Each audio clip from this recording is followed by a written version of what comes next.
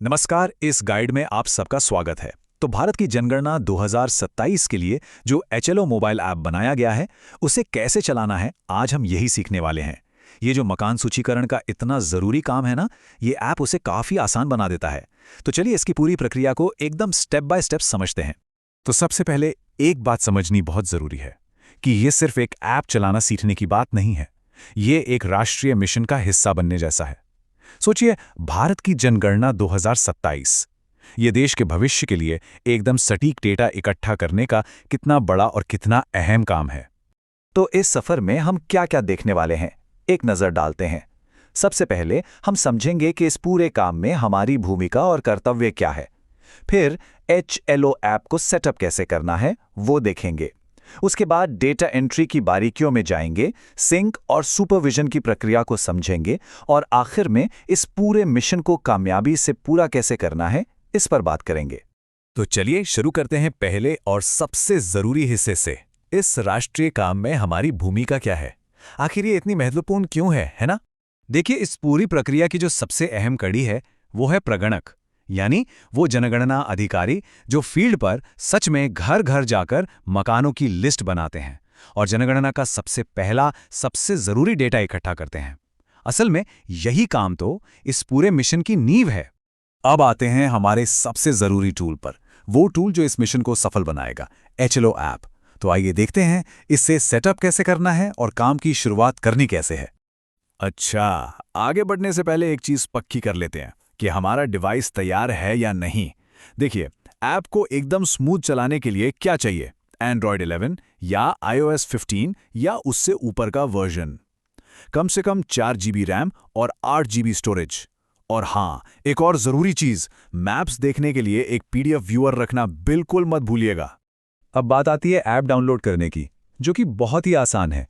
अगर Android phone है तो बस प्ले स्टोर पर जाइए और सेंसस 2027 हाउस लिस्ट सर्च कीजिए।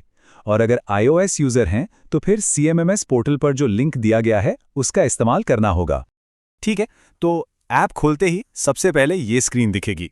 यहाँ पर अपनी यूज़र आईडी और कैप्चा डालना है। लेकिन एक मिनट रुकिए, लॉगिन करने से ठीक पहले ऊपर दाहिनी तरफ देखिए, भाषा चुनने का एक ऑप्शन है और ये बहुत ही ज़्यादा ज़रूरी है। इस बात पर हमें खास ध्यान देना है। भाषा का चुनाव, सुन लीजिए, सिर्फ और सिर्फ एक ही बार किया जा सकता है। मतलब एक बार जो भाषा चुन ली उसे बाद में बदला नहीं जा सकेगा। तो ये फैसला बहुत ही सोच समझकर सावधानी से करना है। और देखिए, जैसे ही आप भाषा चुनकर आगे बढ़ेंगे ना, तो ऐप कंफर्म करने के लिए दोबारा पूछेगा, जैसा कि स्क्रीन पर दिख भी रहा है।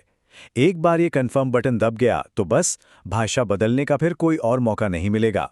तो पहली बार जब डिवाइस रजिस्टर करेंगे तो बस 4 आसान से स्टेप्स हैं। सबसे पहले अपनी यूज़र आईडी और कैप्चा डालिए। फिर रजिस्टर्ड मोबाइल नंबर पर एक OTP आएगा, उससे वेरीफाई कीजिए।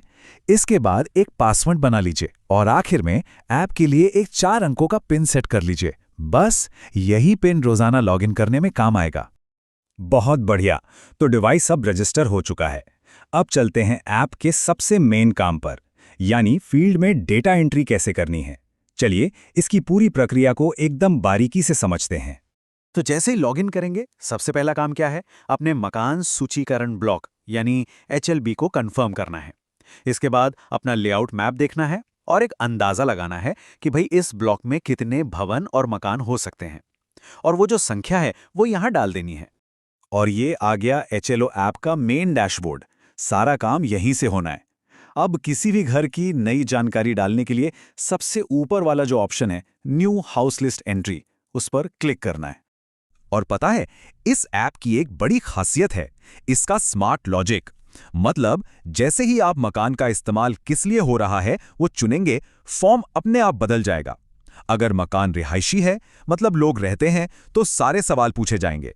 लेकिन अगर वो नॉन रेसिडेंशियल है, मान लीजिए कोई दुकान है या स्कूल, तो ऐप सीधा आपको आखिरी सवाल पर ले जाएगा। इससे होगा क्या, हमारा कीमती समय बचेगा। एक और जरूरी बात, डेटा एंट्री करते समय परिवार के किसी भी एक सदस्य का 10 अंकों का मोबाइल नंबर लेना जरूरी है। ये अनिवार्य है। और ये जरूरी क्यों है? ताकि जरूरत पड़ने पर जनगणना से जुड़ी कोई जानकारी लेनी हो या कुछ पूछना हो तो संपर्क किया जा सके। हाँ, और उन्हें ये भरोसा दिलाना भी जरूरी है कि इस नंबर का इस्तेमाल सिर्फ और सिर्फ जनगणना के काम के लिए ही किया जाएगा। ठीक है, तो डेटा तो दर्ज हो गया, पर काम अभी खत्म नहीं हुआ है। अब बारी आती है टीम वर्क की, मतलब डेटा को सर्वर पर भेजना और अपने सुपरवाइजर से उसे वेरीफाई करवाना। चलिए, ये सिंक और सुपरविजन की पूरी प्रक्रिया को भी समझ लेते हैं। ये स्लाइड देखिए, पूरी प्रक्रिया को कितने अच्छे से दिखाती है। बाईं तरफ हमारे ऐप में जो डेटा सिंक हो चुका है उसकी लिस्ट है, और दाईं तरफ हमारे सुपरवाइजर का डैशबोर्ड है, जहां वो अपने सभी प्रगणकों का काम एक साथ देख सकते हैं और उसे जांच भी सकते हैं। अब मान लीजिए सुपरवाइजर को डेटा में कुछ सुधार की जरूरत लगती है, तो वो क्या करेंगे? वो एक कमेंट के साथ उसे वापस भेज देंगे, और इसकी जानकारी हमें तुरंत एक एसएमएस से मिल जाएगी। उस एसएमएस में ब्लॉक नंबर और लाइन नंबर सब साफ साफ लिखा होगा, ताकि हम आसानी से गलती ढूंढकर उसे ठीक कर सकें। तो जैसे ही एसएमएस मिले, हमें डैशबोर्ड पर एडिट सिंक्ड डेटा वाले ऑप्शन में जाना है। वहां पर हम जरूरी सुधार कर सकते हैं और सुधार का कारण भी चुन सकते हैं, जैसे कि बाय सुपरवाइजर, जिसका मतलब है कि ये बदलाव सुपरवाइजर के कहने पर किया गया है। और लीजिए, अब हम आ गए हैं आखिरी पड़ाव पर। सारा डेटा दर्ज हो गया, वेरीफाई भी हो गया, तो अब ये समझना है कि इस मिशन को सफलतापूर्वक फाइनल टच कैसे देना है। तो जब हमारे HLB का सारा काम पूरा हो जाए, मतलब एक एक एंट्री सिंक और वेरीफाई हो जाए, तो डैशबोर्ड पर एक बटन है मार्क एज कंप्लीट, उस पर क्लिक करना है। इसके बाद स्क्रीन पर एक घोषणा पत्र आएगा, उसे स्वीकार करके हमें डिजिटली साइन करना होगा। और जैसे ही हम साइन करेंगे, स्क्रीन पर यह कंफर्मेशन मैसेज आ जाएगा, HLB block marked as complete and sign saved. इसका सीधा सा मतलब है कि उस ब्लॉक का काम हमारी तरफ से ऑफिशियली कामयाबी के साथ पूरा हो गया है। तो अब इस पूरी प्रक्रिया को हम अच्छी तरह समझ चुके हैं। अब सवाल ये नहीं है कि हमारा योगदान महत्वपूर्ण होगा या नहीं। सवाल तो ये है कि अपने सटीक काम से हम भारत के भविष्य को आकार देने में कितनी बड़ी भूमिका निभाने वाले हैं। इस बहुत बड़ी जिम्मेदारी के लिए ढेर सारी शुभकामनाएं। ऐसे और इंफॉर्मेटिव वीडियोस देखने के लिए चैनल को अभी सब्सक्राइब करें और हाँ, बेल आइकन